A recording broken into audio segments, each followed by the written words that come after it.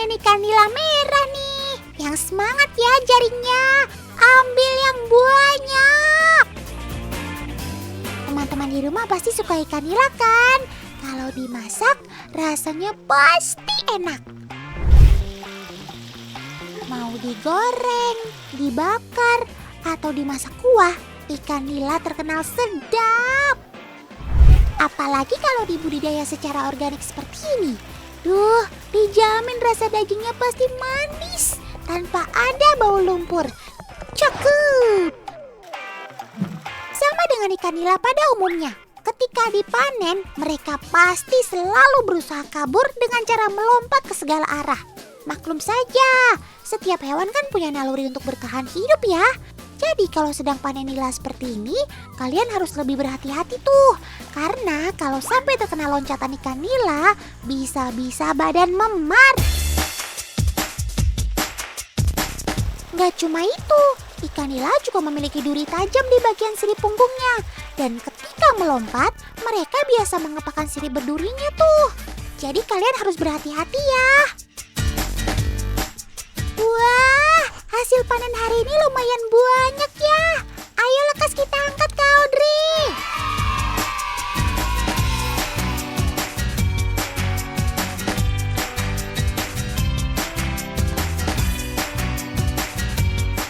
Untuk ukuran ikan nila yang kita panen ini kurang lebih 1 kilo isi 5 ya teman. Biasanya diperuntukkan untuk kebutuhan rumah makan. Setelah disortir sesuai ukuran, ikan-ikan ini kemudian ditimbang lalu dibawa ke tempat pengolahan.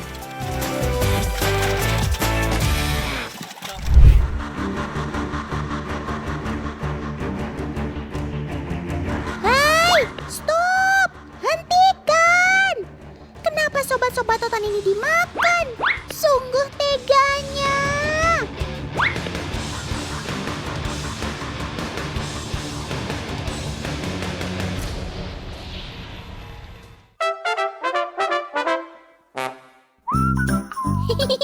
Tenang teman, Otan cuma bercanda kok. Induk ikan nila ini memelihara anaknya di dalam mulut.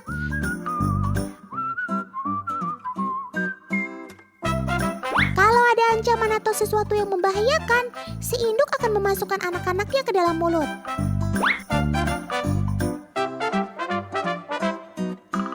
Jumlah anakannya si mama nila ini bisa mencapai 200 ekor loh. Ikan nila mengerami telur dan menetaskan anaknya di dalam mulut. Istilahnya disebut mouth breeding. Anakan ikan nila yang sudah menetas ini akan berada di dalam mulut si induk selama 3 hari.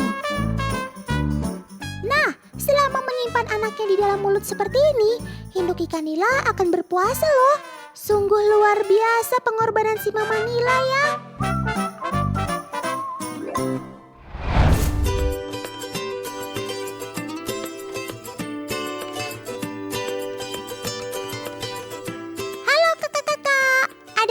Siapa sobat otan ini? Ikan mas. Ikan mas. Ikan koi nggak sih? Koi. Bukan. Apa? Ini kan kuliran. Oke deh, kalau begitu Otan kasih tahu. Nama sobat otan ini adalah ikan nila slayer. Nah, kalau ikannya cantik begini, masih tega nggak jadiin dia ikan goreng? Enggak. Enggak. Sama, Otan juga nggak akan tega lihat dia masuk minyak panas.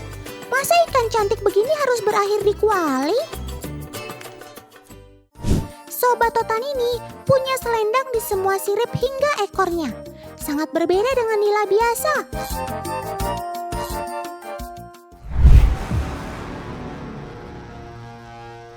Hei, apa yang Kak Audrey mau lakukan dengan pipet itu? Loh, cairan apa itu?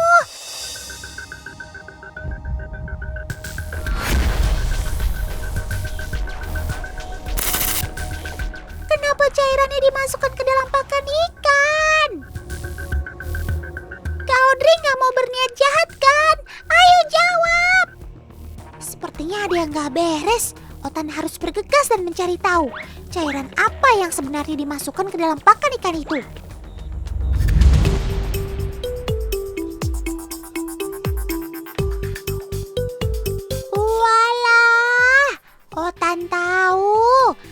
Sepertinya cairan yang Kaudri masukkan ke dalam pakan ikan ini adalah nutrisi tambahan kan? Nutrisi ini terbuat dari sampah rumah tangga yang tidak terpakai, seperti sisa sayuran, buah, dan makanan lainnya. Bahan-bahan ini kemudian difermentasi dan diberikan bakteri baik, lalu didiamkan selama beberapa hari. Dan ini dia hasilnya.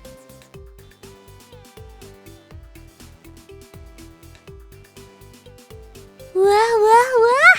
Pantes aja kalian lahap banget makannya, Sob. Ternyata ini rahasia kalian hidup sehat dan dapat tumbuh lebih cepat daripada biasanya. Kalau begitu, Otan juga mau dong Kaudri nutrisinya. Siapa tahu Otan bisa jadi lebih sehat dan kuat. Nah, fungsi nutrisi tambahan ini selain memberikan bakteri baik pada ikan, ternyata mampu menambah nafsu makan ikan dan mempercepat pertumbuhannya loh.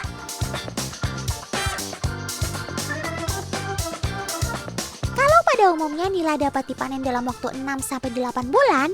Dengan tambahan nutrisi ini, nila sudah bisa dipanen dalam waktu 4-6 bulan tuh. Jauh lebih cepat bukan? Selain nutrisi tambahan, salah satu faktor yang dapat membuat nila merah jadi lebih sehat adalah penggunaan kolam arus deras ini nih. Dengan menggunakan sistem kolam arus deras, sirkulasi udara jadi lebih baik dan ikan akan menjadi lebih aktif bergerak. Kalau sudah seperti itu, ikan akan lebih sehat dan nafsu makannya pasti bertambah.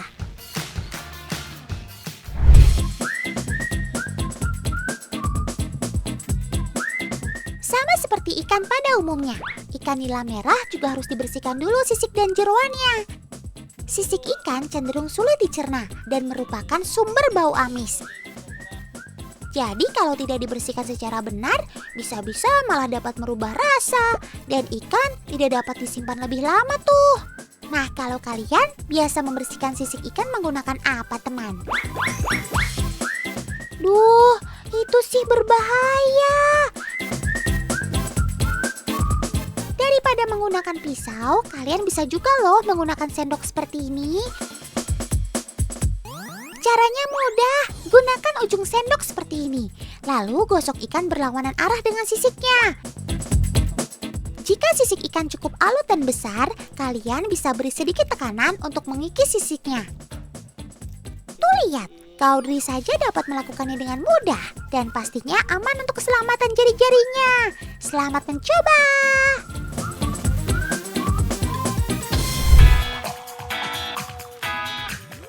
Ngomongin soal nila merah, mungkin hampir sebagian besar masyarakat Indonesia tahu dengan ikan ini.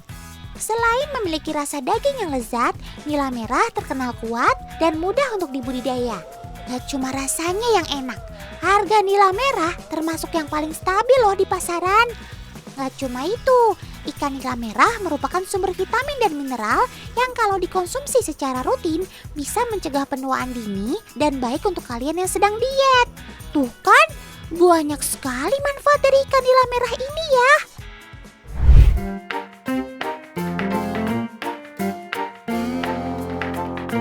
Cih, ada kakak cantik lagi masak tuh. Lagi masak apa sih kak? Otan ikut dong.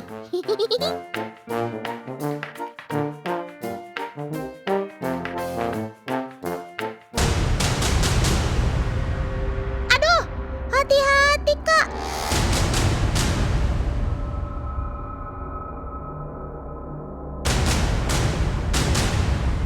Lah, si kakak pakai obat apa tuh?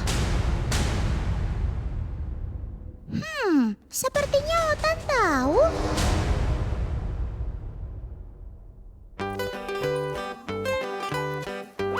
Teman, ikan nila sangat banyak manfaatnya.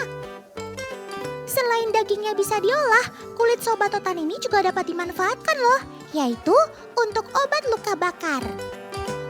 Wah, hebat! Gimana prosesnya? Yuk kita lihat. Kulit ikan nila direndam dengan cairan kimia. Proses kimia ini akan memisahkan zat kolagen yang terdapat di kulit ikan nila. Karena kolagen ikan nila sangat tinggi, hampir setara dengan kulit manusia. Benar begitu kan, Bu dosen?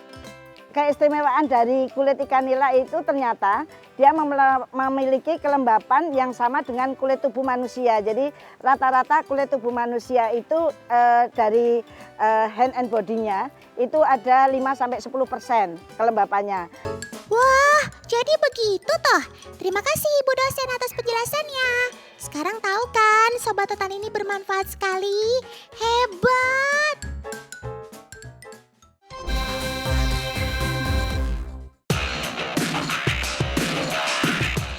Weh, kakak-kakak ini lagi membidik apa? Loh, kok ada kamu, Sob?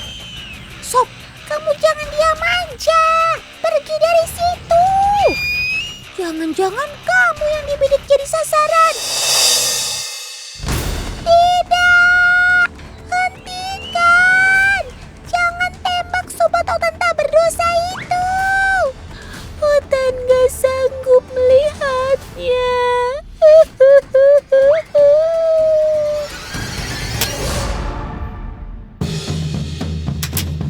Walah, ternyata yang dibidik dari tadi kaleng itu toh.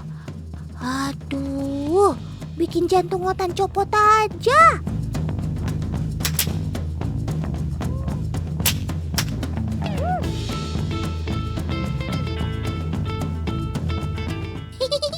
Otan sekarang ngerti nih Om Editor. Pasti sebenarnya Om Editor mau cerita soal mata Sobat Otan yang satu ini kan? Kecanggihan mata si elang ini kurang lebih sama seperti fungsi teropong tadi teman. Mata si elang mampu melihat mangsa yang jauh seolah dekat. Pantes aja elang terkenal tidak akan luput menyerang mangsanya meski sekecil kelinci atau tikus. Cakep!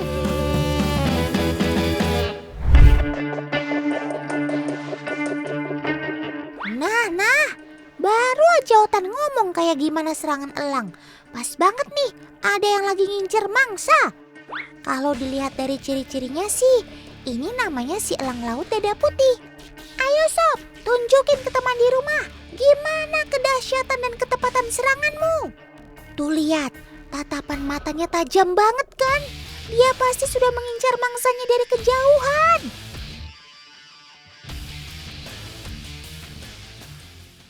Ia mulai beranjak dari tempatnya. Kabur!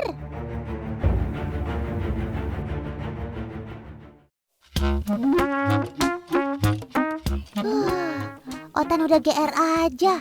Gak taunya kamu mengincar ikan mainan ini ya? Sergapan ya? Wih, tepat dan senyap. Walaupun sambil terbang, tak sedikit pun meleset.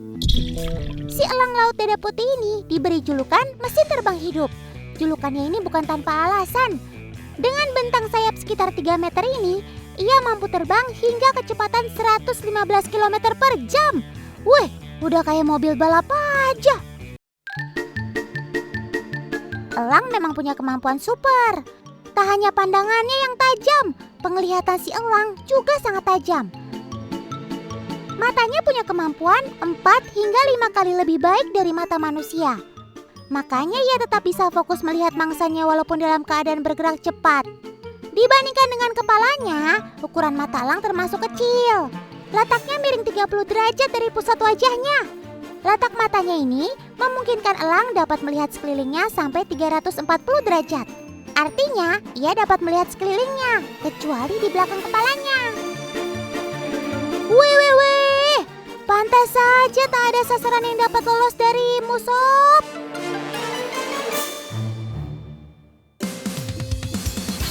Oh iya teman, si elang laut dada putih ini juga banyak tinggal di Indonesia. Ia banyak tinggal di pesisir laut, sungai, rawa-rawa, bahkan daerah di ketinggian 3000 meter loh.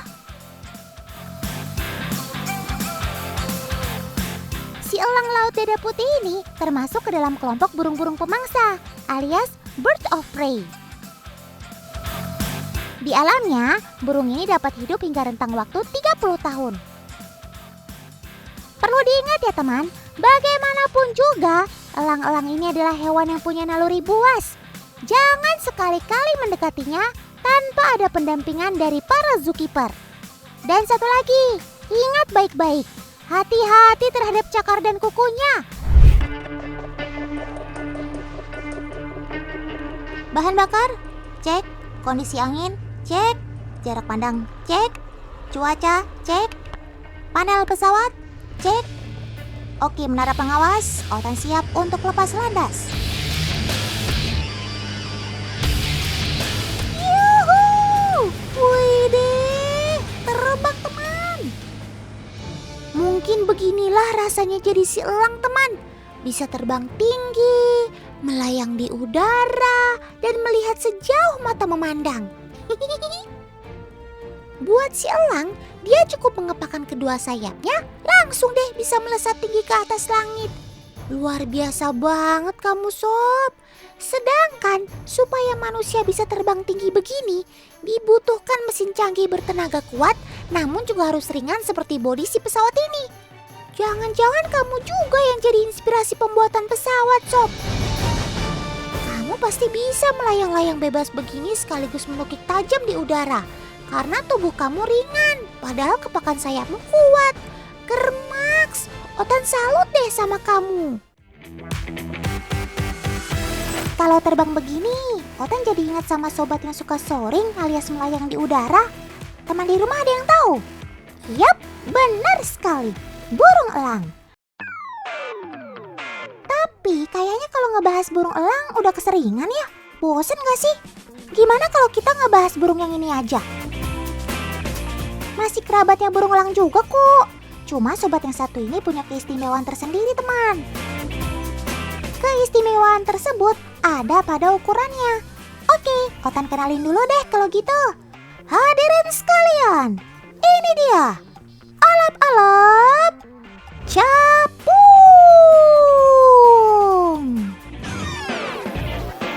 Burung predator terkecil di dunia. Panjang badannya cuma 15 cm teman. Wah, kecil banget kan? Kalau dibandingkan sama ukuran tangan orang dewasa, kurang lebih seperti ini. Nggak lebih besar dari kepalan tangan kan? Cimit banget ya. Pantesan kamu dinamai capung sob. Kecil banget soalnya.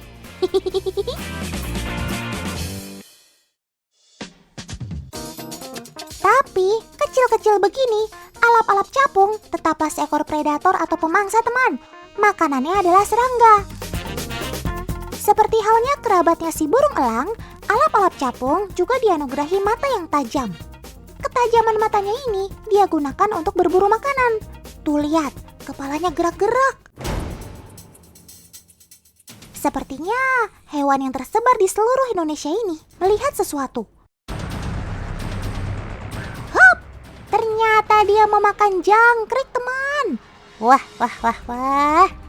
Memang ya, mau ukurannya besar atau kecil, mata burung predator seperti elang atau alap-alap tajam banget. Cakep.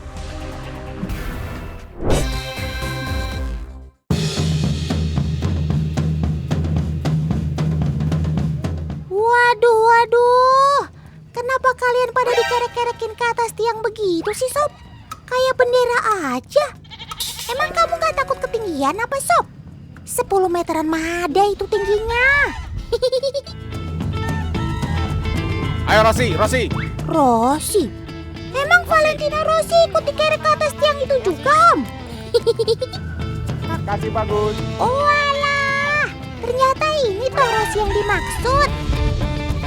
Seekor ayam bekisar.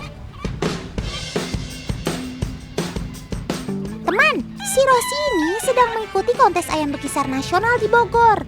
Bukan hanya kontes suara, ajang ini juga memperlombakan penampilan serta kesehatan. Wah, lengkap banget ya. Sobat Otan di rumah pasti udah tahu kan seperti apa suara ayam bekisar itu? Apa? Kukuruyuk. Nah. Salah kan? Tuh, seperti itulah suara ayam bekisar. Suaranya pendek karena hanya mempunyai 2 nada. Tapi merdu kan? Kayak suara Otan. Mereka digantung di atas tiang begini agar lebih leluasa bersuara dan terdengar lebih lantang. Nah, ini dia saat yang ditunggu-tunggu. Siapa ya juaranya?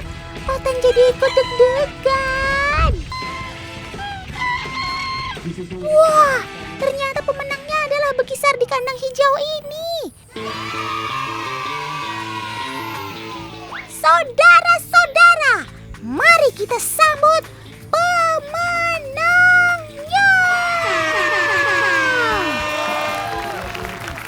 Inilah Surya Kencana.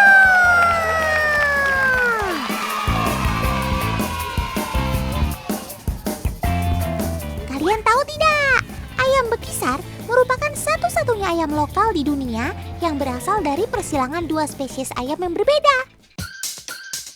Induk jantan ayam Bekisar adalah ayam hutan hijau, sementara induk betinanya ayam kampung. Wah, bisa begitu ya?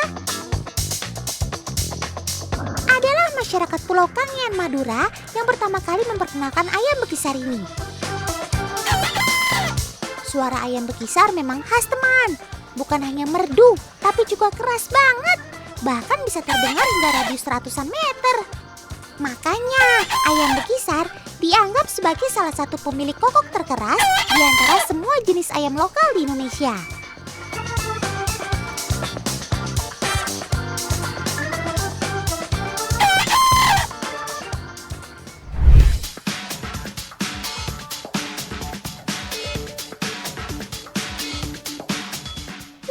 Wah, kenapa kalian berkemilau gitu, Sob?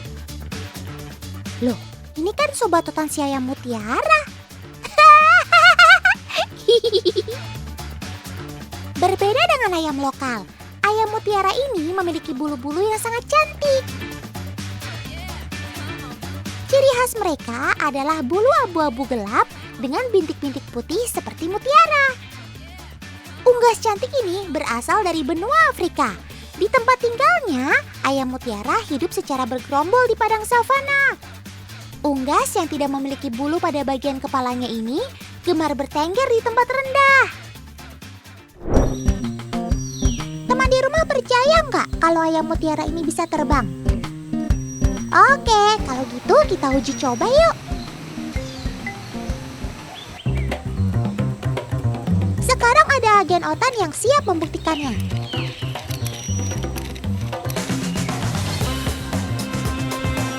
Oke, semuanya sudah siap. 1, 2, 3. Lihat teman, Sobat Otan ini terbang lurus ke depan. Keren. Sekarang kita hitung seberapa jauh ayam ini bisa terbang.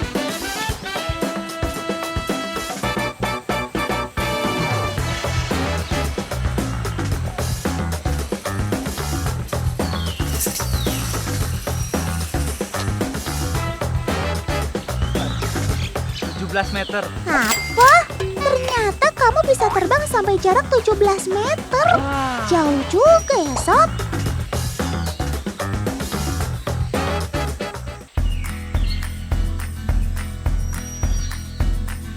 Selain keindahan bulunya, ada lagi nih keunikan yang terdapat pada tanduknya. Ayam mutiara memiliki tanduk yang keras dan juga berisi.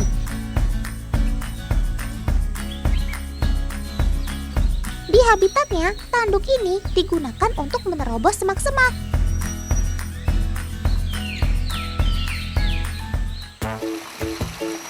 Teman, ayam mutiara termasuk hewan omnivora atau pemakan segala. Tapi kira-kira mereka lebih senang mengkonsumsi apa ya?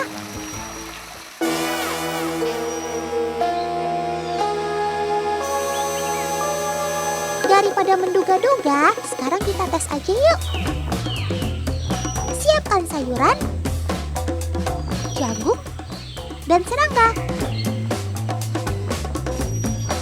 Kita lihat apakah mereka lebih tertarik kepada warna atau sesuatu yang bergerak.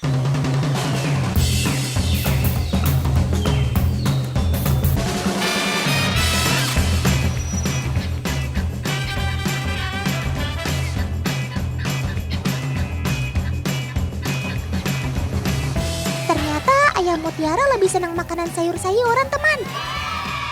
Hal ini karena dipengaruhi oleh habitat ayam mutiara yang hidup di padang sabana.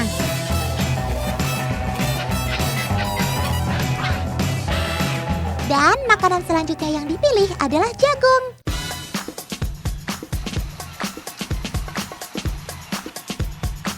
Dan terakhir serangga.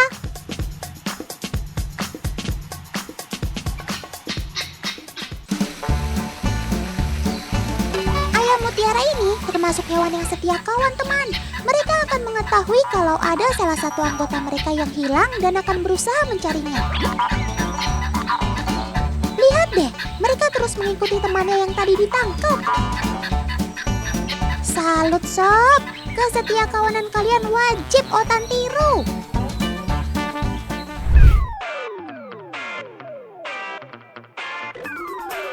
Sobat Otan di rumah sudah pada tahu kan ini kesenian apa?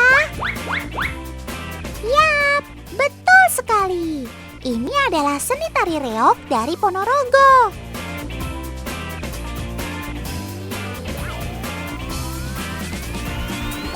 Teman, kalian lihat kan?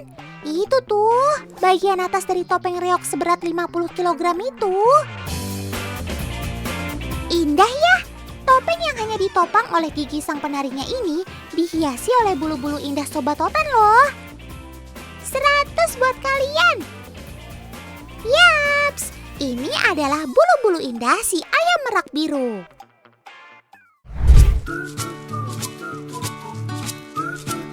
Ya ampun, cantiknya. Otan sampai terbuai melihatnya.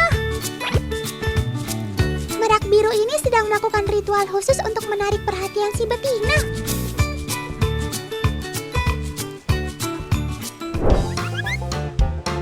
Saat memamerkan keindahan bulunya, rentang bulu-bulu tudung atau penutup ekor merak biru bisa mencapai 203 cm loh. Lebar banget, sob. Bulu tudung ekor merak biru dewasa rata-rata jumlahnya antara 150 sampai 200 helai.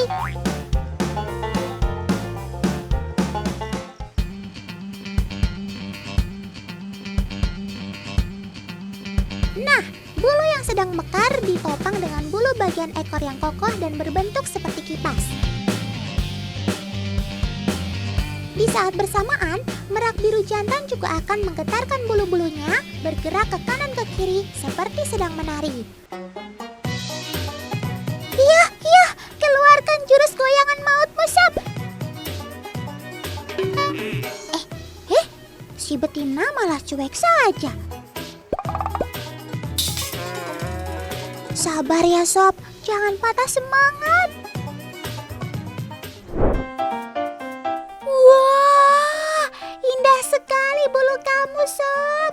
Putih berkilau gitu. Kamu jadi terlihat glowing, sob. Teman, kalian tahu nggak kalau merak putih ini merupakan jenis yang sama loh, yaitu merak biru. Merak putih ini adalah hasil dari rekayasa genetika, teman. Indukannya adalah merak albino. Walaupun putih, merak ini menetas dalam kondisi bulu yang tetap berwarna kecoklatan. Baru pada usia 3 bulan, bulu-bulu cantik itu tumbuh merata secara perlahan. Wah, keren maksimal.